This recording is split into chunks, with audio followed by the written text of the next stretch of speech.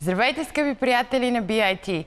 Добре дошли в предаването Аз уча английски. Аз съм Николая, днес е вторник и продължаваме с граматиката, която започнахме във вчерашния урок. Скъпи зрители, днес ще ви изясним как се задават въпроси с глаголът to be. Ето ви и нашата графика, заглавието на стената. To be, глаголът to be, questions. Тоест, днес ще се научим как да задаваме въпроси с глагола to be или съм на български. И сега да преминем към първата графика и да видим за какво става въпрос. Ето я и нея. Сега, първо даваме няколко примери с положителните изречения с глагола to be, с които се запознахме вече, да ги практикуваме и със същите тези изречения ще се опитаме след това да задаваме въпроси, използвайки същите тези изречения и информацията в тях. И сега да видим. He is my father.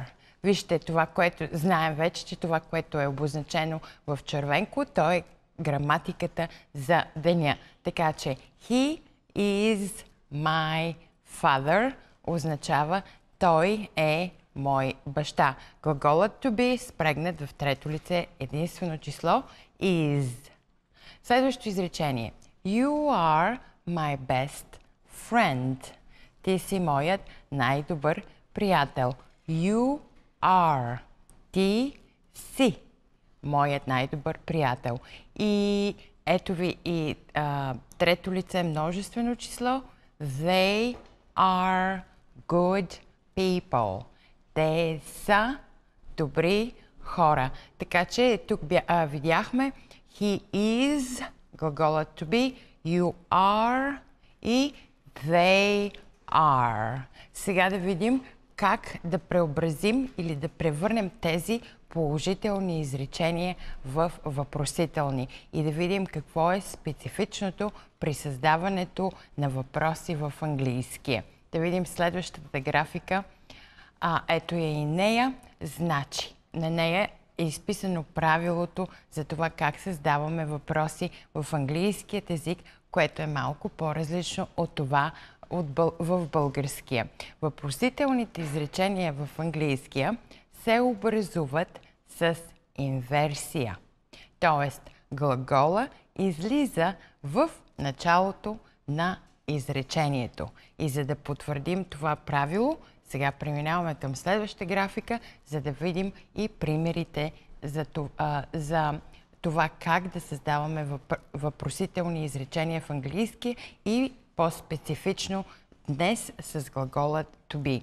Сега, от положителното изречение he is my father ще питаме той мой баща ли е и как става това. Вижте, в червено е граматиката ни is излиза в началото на изречението, защото използваме така наречената инверсия, за да създадем въпросително изречение в английския. И от he is my father става is he my father. Вижте, двете, важното тук е да запомните, че глаголът излиза в началото на изречението и се сменят местата с подлога. В положителното изречение имаме he is, а вече във въпросителното имаме is he my father. Запомните ли това правило? Няма да имате никакъв проблем с създаването на въпросителни изречения в английски. Как звучи това на български? Той е мой баща. Той мой баща ли е? Вижте огромната разлика в словореда, в българския словоред и английския словоред. Вие българския си го знаете, затова запомнете инверсията в английския, как задаваме въпросите. Преминаваме към следващата графика и тук ще имаме вече много упражнения. You are my best friend. You are. Ти си. Положително изречение с глаголът to be. Глаголът е на второ място след извършителят на действието. А когато трябва да зададем въпрос, къде отива глаголът? Излиза отпред на първо място в изречението и става Are you my best friend? Колкото и да ви звучи в момента различно и нетипично, запомнете го това правило. Друг начин за задаване на въпроси в английският няма. You are my best friend и сменяте местата на подлога и на глагола и става Are you my best friend? Преминаваме към следващата графика, на която е третия ни пример. They are good people. They are good people. Какво означава това? Те са добри хора. А сега да питаме, те добри хора ли са? На английски ще използваме инверсия и ще заменим местата на подлогът и на сказуемото и става are they. Вижте ги двете изречения, едно по друго. В началото, в първото положително изречение, позитивното е they are.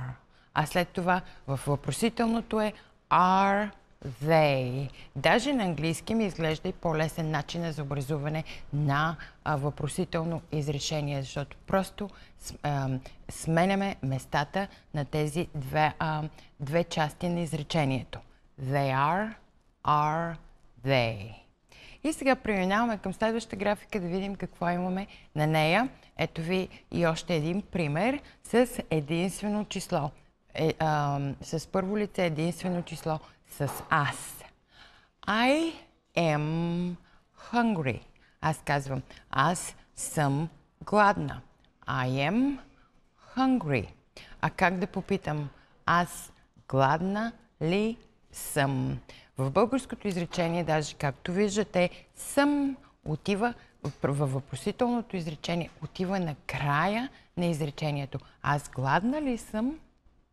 А в английски, скъпи зрители, глаголът излиза в началото на изречението. Това е един от всъщност в първо лице единствено число е най-трудно или да кажем, нетипично, звучи малко по-различно и обикновенно най-трудно се научаваме, поне на мен ми беше най-трудно да го запомня това. Как да направя от изречението I am hungry, am I hungry. Просто звучението на am и I е малко по-трудно за начинаещите и за това понякога този въпрос изисква малко повече мислене, за да го създадем. Но ако го практикувате достатъчно вкъщи, за да попитате аз гладна ли съм, аз добре ли съм, аз готова ли съм, аз млад ли съм, нали? Всички въпроси, които са свързани в които използваме глаголът съм в единствено число, в първо лице за аз, повтаряйте го доста пъти, за да запомните просто произношението. Am I, am I, am I. Нали?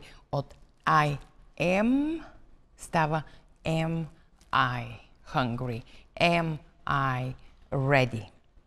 И преминаваме към следващата графика да я видим и нея. Сега да видим в цялото единствено число как се създава въпрос с глаголът to be. И това е положителен въпрос. I am ready. Първо лице единствено число. Am I ready?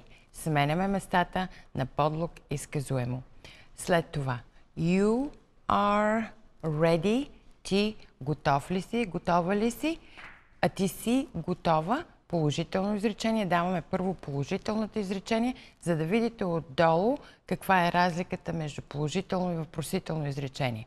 И става Are you ready? Следваща графика, моля. She is ready. И вижте сега. Is излиза в началото и става Is she ready?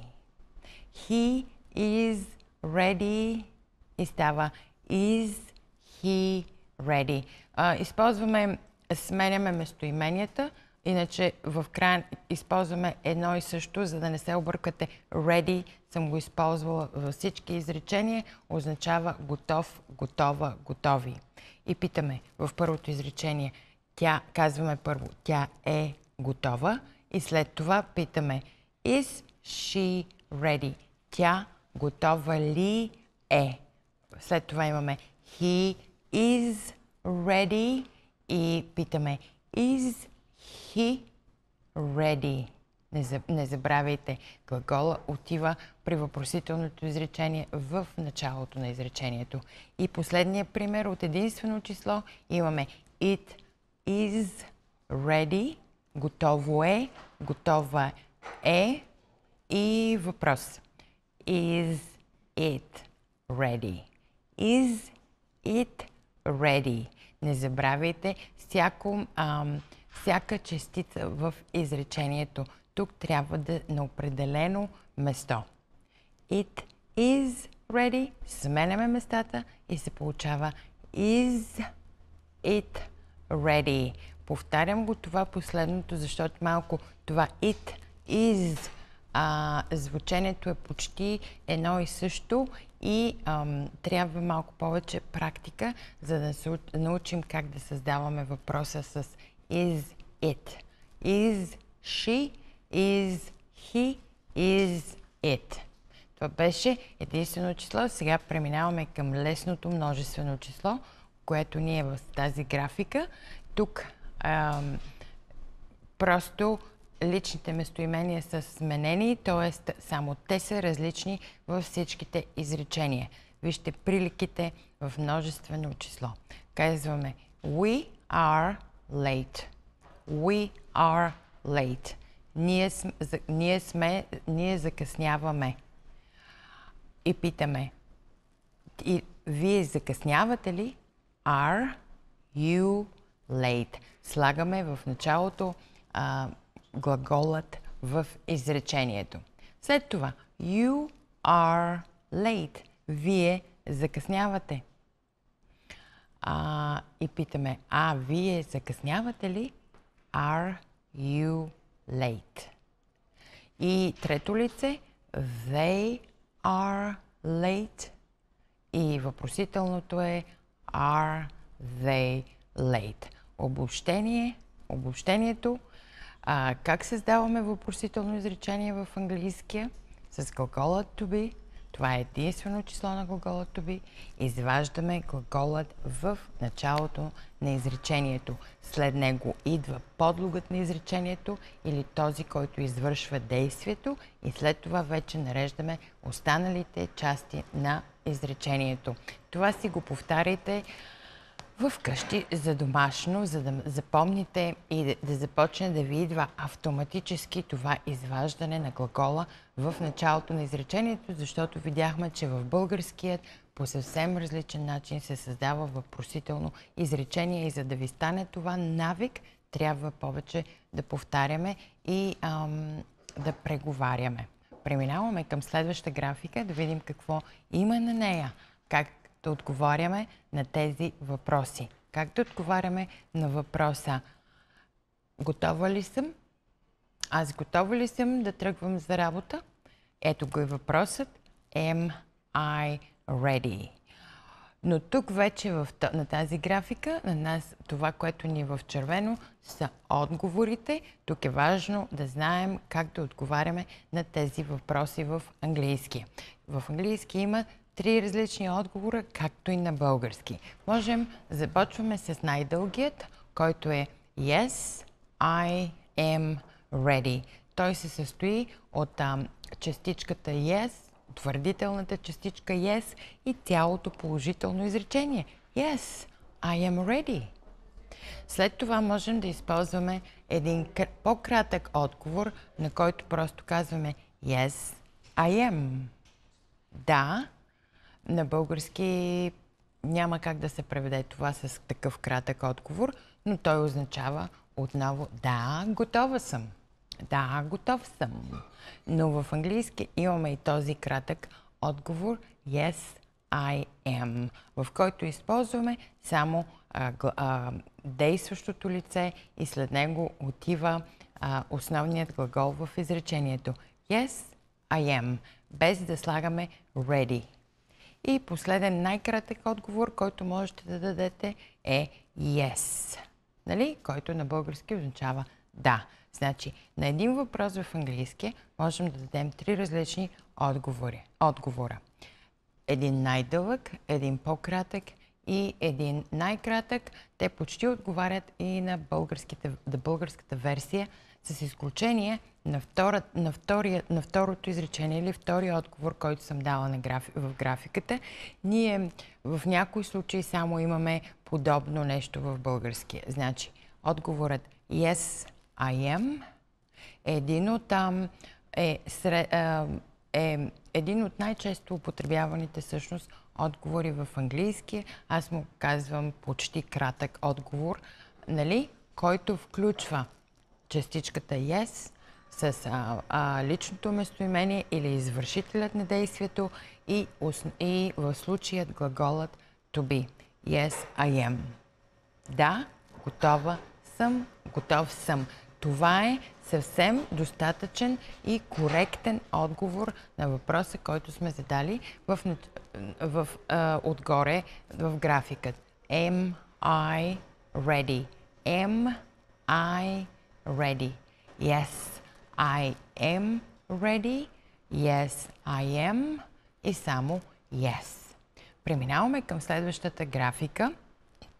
Да видим сега как да даваме отрицателен. Какъв може да бъде отрицателният отговор? Ти готов ли си? Ти готова ли си? Are you ready?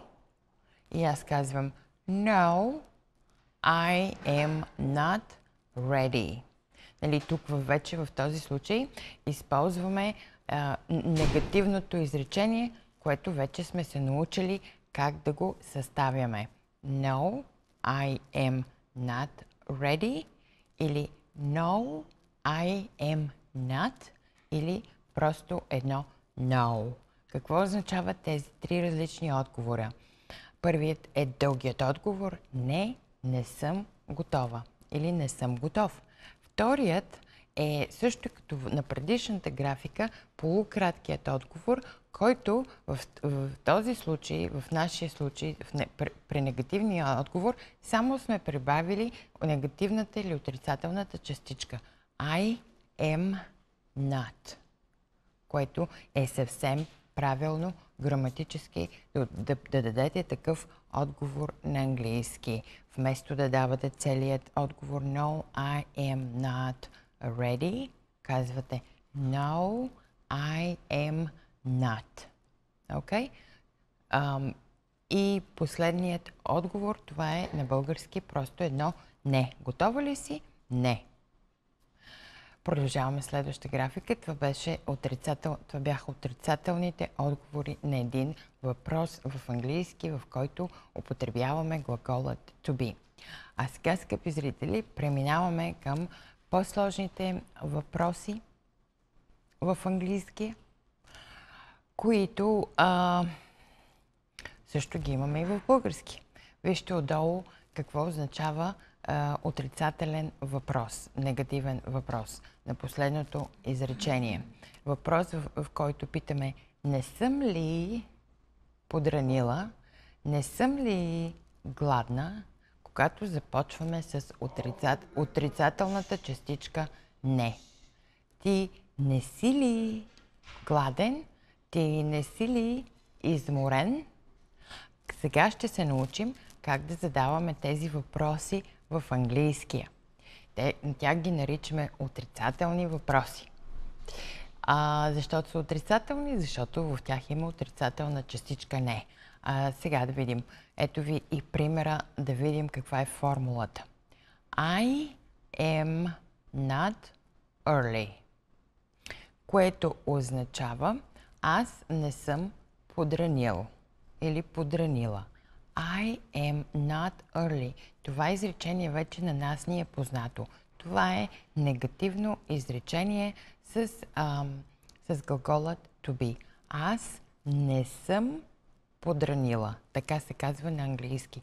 Early означава рано. И когато кажете I am not early, означава аз не съм подранил, подранила.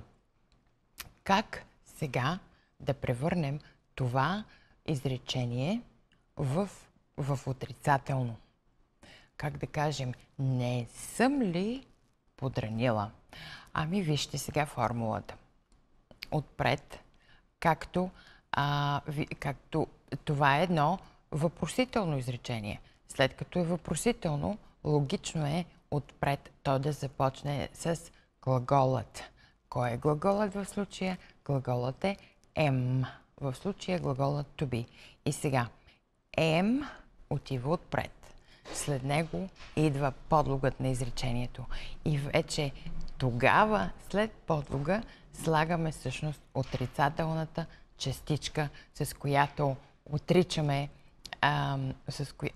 която всъщност превръща този въпрос в отрицателен. И след нея идва останалата част на изречението. Значи, am I not early?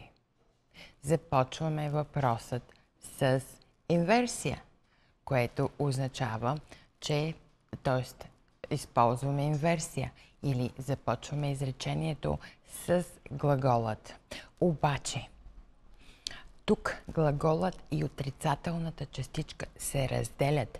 Вижте ги как са в първото изречение. Те са едно след друго. Но това не е въпросително изречение. Това е просто негативно изречение. Там те стоят едно след друго. Докато в въпросителното негативно изречение те се разделят. Гледайте това, което е написано с червено. Това е много важно да го запомнете. Става am I not early. И сега да продължим с следващите примери и с следващата графика. Тук ще ви обясня с графиките как да образувате негативни въпросителни изречения с глагола to be във всички лица и числа. Започваме естествено с I. I am not. Аз не съм. А за да стане не съм ли, става am I not. Следващото изречение, следващия пример. Ти не си ли. Следете как се разделят. Вижте положителното изречение. You are not. Ти не си. И вече като стане въпрос, сменяме местата и частичката и глаголът и отрицателната частичка отново се разделят и те са разделени от подлога или извършителят на действието. И става от you are not, става are you not. Следваща графика. Имаме she is not, тя не е. А как ще кажем? Не е ли? Is she not? He is not. Is he not? Той не е. Не е ли той? И последно трето лице единствено число. It is not. Is it not. Сменяме местата. Така, това са формулките тук. Само за да видите как става, какво е правилото за образуване на негативно въпросително изречение. По-нататък ще дадем примери с други думички, защото сега сигурно звучи много объркващо по този начин. Нещо, което искам да запомните, е, че в негативното изречение, само без което не е въпрос, глаголът и негативната частичка стоят залепени. Те са едно след друго. Докато във въпросителното изречение, там използваме инверсия и глаголът минава отпред, след него е подлог и тогава идва въпросителна частица. Значи, глаголът и частичката, която го отрича, се разделят в въпросителното изречение. Преминаваме към множествено число, да видите как се образува и множествено число. Формулата е същата. We are not. И как ще стане въпросително негативно изречение? Използваме инверсия, слагаме глагола в началото, are, след това имаме подлог, we и след това имаме вече на трето място отрицателната частичка not. We are not. Ние не сме. И are we not. Не сме ли ние? You are not. Вие не сте. Are you not? Не сте ли вие? They are not. Are they not? Това not ще го чуете сигурно и като not, зависи в коя държава се намирате. Продължаваме с следващата графика, там може би има вече и примери. Нещото, което не бива никога да изпускаме, да си напомняме, че в английския винаги има кратки форми. Кратките форми на am I not, сега ще видите какво значи кратки форми.